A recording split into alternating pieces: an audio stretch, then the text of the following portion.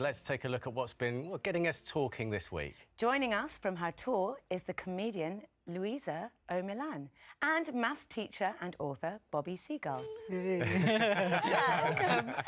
A very happy sofa. Look, Bobby, Finders, Keepers, Losers, Weepers has taken a new dimension this week, hasn't it? Yes, so in some train stations and airports, if you lose property and you try to reclaim it, you're going to be charged up to £30 for this.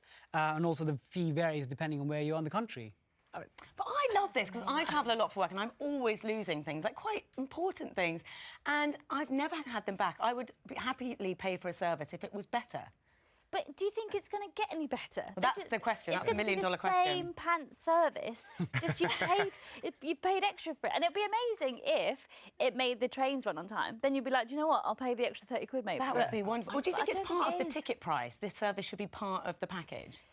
Yeah, I think the reality is there's no such thing as like the economist to me thinking. There's no such thing as a free lunch. So someone's got to sort of take on the burden of this cost of keeping the item, someone passing it on to you. And should it be us as the customer as an additional fee? Or is it when we pay for a ticket, like, are we expecting to pay extra for guards, for cleaning? But there's so many things that get lost. It's not just one or two things. There are so many things that get lost. But we pay so much for our train. I mean, actually, you lost something this morning, didn't you? I left my phone in the taxi this morning. Yeah, and he very kindly came back and gave it to me. But actually, if he'd asked me for £30, I would have probably just run away. I mean, that would be really rude, wouldn't it? I mean, what happened to goodwill? The guy's driven back, giving you a phone. But that's just a one nice person thing to do, on a train. It's carrying hundreds of thousands of And also, you're saying about the economy of it. Have you seen what they look like? Their lost property rooms. It's literally a cardboard box. I don't think it costs £30. But they transport hundreds of thousands of people a week. Think about how many things are coming through that. Someone's got to log them and store them. That's a huge cost. Yeah, but they can do that already with the profits that they made from the ticket prices, can't they? Don't you think? I'm really going to try not to lose things ever again. You've lost a few. You've lost a few things, haven't you? I'm a happy hammer. Actually, I'm a happy hammer today, but... I'm a Spurs fan, and we beat you yesterday. So I lost a scarf a couple of years ago. It's not worth anything. Yeah, sentimental value, but I lost it. And imagine that scarf, it was less than 30 quid. Would I pay £30 for a £10 scarf? Yeah. No, but then if you lost, like, a violin... Yeah. You'd probably pay £30 for that, wouldn't you, I guess? They pay you to wear that West Ham scarf, don't they? And now, Louisa, you might have to dry your eyes. I know, this is a really sad story. If only I had a tissue to help me out. Well, we do actually have some. Do you? Tell us about the story. Look at that. Here's one you made earlier. Oh, hello. Hello. Tell us about the story. So, Kleenex have changed their, their Kleenex man-sized tissues, which the ladies can't touch because the ladies can't carry them because they're too heavy. I mean, it feels quite heavy, this box. They've got tiny hands. Oh, excuse me, boyfriend, will you lift this heavy box of tissues for me? You're so manly and strong. And they've changed it because women have been up in arms and they've said it's not fair. We want our own tissues. So they're coming out with the women's only tissues, which reapplies your mascara as you cry. And this, That's not true. They're just making it extra. They're just doing extra large tissues. Fake news. I got really excited then. For 1 minute, I thought, I need those tissues. Yeah. So basically, we've got man-sized tissues and they're being phased out for extra-large tissues. Extra-large tissues. Exactly the same. Exactly the same. Because if those are man-size, previously, if those are man-size, what are lady-size? Like a postage stamp. 60% the size. You put them in your pants. Tiny little ladies. Bobby, are we overreacting here? I mean, is this political correctness gone mad? Yes, but I would say this is I think it's a commercial decision. The fact that they've done it because they think there's a market out there and companies won't do things unless they think people buy it. So it is a commercial decision, but it is a case of oversensitivity. But I would also say on that flip side that the question is that product specifically designed for a man? If it is, then it should be a man-sized product. But if it's not, what's the point? But they're not the only ones getting in on this. Man's nose and a woman's nose. Waitrose have also had a look at their naming, and they have renamed Sexist Gentleman's Sandwich. So it was previously called Gentleman's Smoked Caesar Chicken Caesar Roll, and now it's going to just be called a smoked chicken Caesar roll. Oh, that's not as exciting. What made it for gentlemen anyway? Was it massive, huge sandwich? The ladies can't hold them with their tiny hands. Tiny hands. I do think it's a commercial thing because it, at the moment, especially with the Me Too movement and feminism and this whole wave of things coming over, they're jumping on board commercially. Yeah. But actually, again, it's just for money. They don't really. If they really cared, make pink and blue razors the same price. Yes. So the Sun has actually got a list of all the things that should change. Right. So Burger King should be Burger Monarch. Fisherman's Friends should be Fisher Person's Friends. the Royal Mail, although I think this is wrong because male is different to male. Yeah, male. yeah, yeah. Royal LGBTI. My favourite one is this one. Read that. A guy, This is- a girl, a transgender, and 2 non-binary specific persons. Burger and fries. What That's is that? Five Guys. So, I mean, and then a football team called Hugh Manchester City. I mean, this is crazy, isn't it? Yeah, Changing all these it names. is nonsense. There's more important things going on, but they are kind of mocking the movement, which is important. I do think there's a lot of sexism and things going on, but perhaps a sandwich isn't necessarily. It's good to have a look at, but maybe not such a big hoo-ha. Yeah. Now, Bobby, what would Jesus do? That's the question that the Aussies are asking at the moment, isn't it? Yeah, so there's a controversial new ad in Australia, which is part of promoting organ donation. But for this, what they do is they recreate a biblical scene where Jesus is being crucified, and they have a couple of guards, like an Aussie sort of mocking voice, asking Jesus, would he be an organ donor in this particular situation? Let's get a sense of what's in the advert.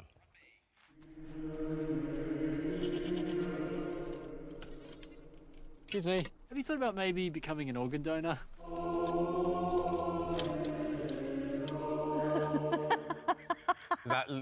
Some people find this highly offensive. I'm I think that's not- really tasteless, I'm isn't not it, surprised. Louisa? Like, oh my God, I don't know who signed that off. Who I thought that mean, was a that's good idea? amazing that got. I mean, organ passed. donation is so important to talk about. We really need to talk about it. But I think what I find difficult about that is that he's been crucified, which is a painful, really distressing thing. And they're talking to him in quite a kind of chatty, almost jokey. And the tension there is, I find really... But we do need to talk about organ donation. So like my family are Christian, so my mum, I think she saw this and she was like, oh, looks a bit distasteful. And I understand it can be distasteful, but the good thing is they're not flogging water bottles or crisp packets. It is a really important thing, organ donation. And I think in Australia, the issue is people sign up for organ donation, but when they die, their parents or family often veto it. Yeah. So this is about raising that as a sort of issue. And the fact that we're discussing it, I know we're discussing the ad as well, but we're discussing it. You know, on the other side of the world, I mean, that advert has travelled. But is it shock at all costs? Like, it I doesn't just think matter that's because just, it's... I just think it's bad marketing because organ donation already people go a bit, feel a bit like, oh, it's a bit gruesome, or they don't want to think it's a bit irksome to think about donating your organs after you've passed. Yeah. So then to marry that with an advert that's gruesome of somebody being crucified, it's just some idiot. I don't know who came up with that in the room. Is it I just think that was Christians cool. who are sort of fair game for that sort of thing? Because other No. religions, that wouldn't be allowed. Religion is always a sensitive subject in terms because you're going to offend someone, and they obviously made a marketing decision saying we'll probably get the least offence by depicting Jesus in this particular way. And I do think that organ donation, actually, it should have been given a bit more kudos because it is so important and we should sign up for it. So actually, they could have been a bit smarter with encouraging people to do that. Well, our next story might also make some people a little uncomfortable. This is about hugging. Now, I have to confess, I'm a massive hugger. Me too, me. Yeah? I'm a hugger too. Yeah, are you a hugger? Louisa, are you a hugger? Can you Tell just us all about the not- story. Can you all just not touch me, please, We're gonna guys? come and It's give you a too- big hug. You're a bit too close. Thank you so much. If you could just keep your distance, Bobby. Thank you so much. In the workplace, hugging is going to be banned. So no hugging, especially not if it's your birthday. If it's your birthday, stay away from that person. You're not even allowed to smile at them anymore. Do you like hugs?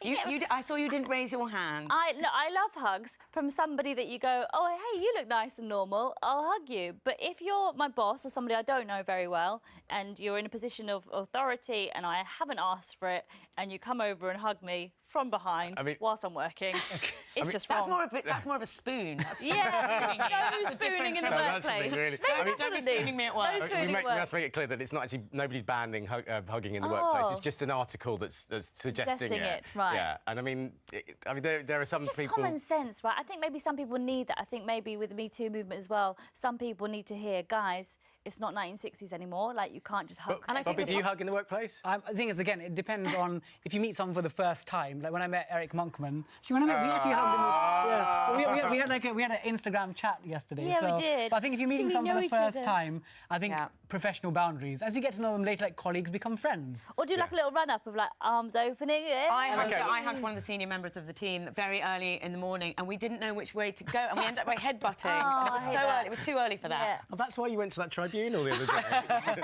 Let's talk to someone who knows a bit about hugging. This is Stella Sonnenbaum. You are a cuddle party facilitator. Wow, that is What on earth is that? Well, a cuddle party is a mixture between a workshop and a social event. And so people come there to practice their yeses and nos and practice their boundaries before they actually engage in cuddles. And it's very important to be able to say no, and that's the first thing we practice before you engage in cuddles, because you can only really say yes if you're also able to say no. Is there a difference between cuddles and hug? Because when I think of cuddles, I think of snuggling with my kids or something a bit more loving, whereas a hug in the workplace is surely more formal. Yeah. Is there a difference? Yes, so a cuddle could be like a full body cuddle, for example, lying on the bed, lying on the floor, and a hug is usually standing up. What's appropriate in the workplace then? Because normally when I go in for a hug, you're probably right. Actually, the other person can't refuse because it's too late then. It's really awkward. Yes, and that's something that needs to be practiced. And so we are all hugaholics, and so how can we make the ones comfortable that are not? And so I really like that article that Alison said. So she stretches out her hand for a handshake, and so I think it needs to be practiced to say, hey, I have agency about my body and my boundaries. And also it needs to be a practice of consent, so people need to ask before they hug. So when I hug someone, I need to ask, do I? Yes. So I'm about to hug you, would you like it? And then they say no. It's a really awkward moment, isn't it?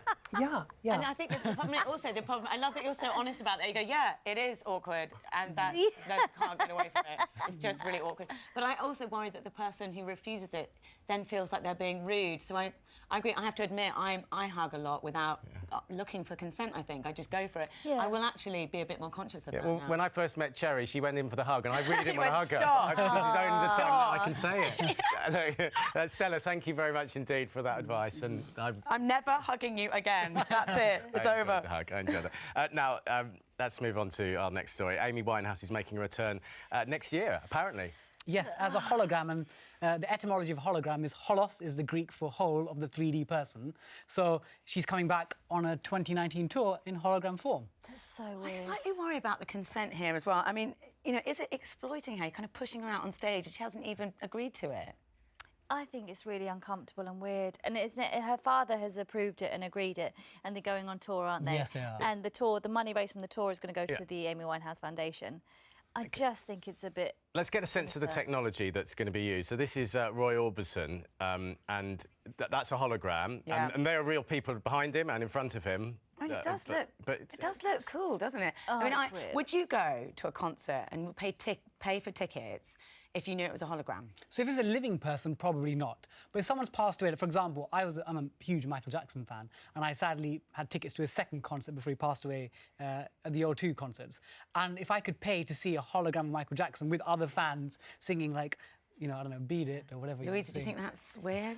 I don't know, Michael Jackson is a different kettle of fish, because Michael Jackson I would totally probably go see as a hologram. Yeah, same. But Amy Winehouse, I don't know, because we knew her when she was alive, and just her whole life story, I just feel like maybe it's just a bit wrong. Like, she hasn't given permission to do that. It just doesn't sit right with me. Yeah. I mean, look, it's not just the celebrities, because, I mean, I could be a hologram now. I wish you were sometimes. Okay, check. And if I hugged you, I'd just go straight through there. Right? So this is in the Mail on Sunday, and it says that we could actually be a hologram at our own funeral. It's people are spending £38,000 in America to be a 10-minute hologram in their own funeral, so you can send a message to your family. But isn't it lovely? Because then you can really give them a message, and you know, on their birthdays you can pop up.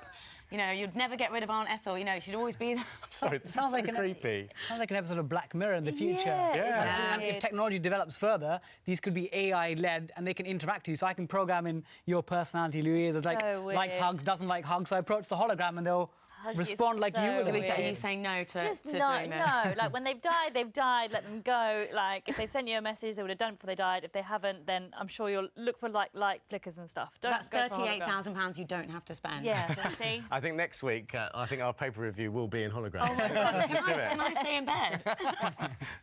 No, you can be the only living person. No, that's not fair. Thank you very much indeed. Thanks for having Great to talk to you.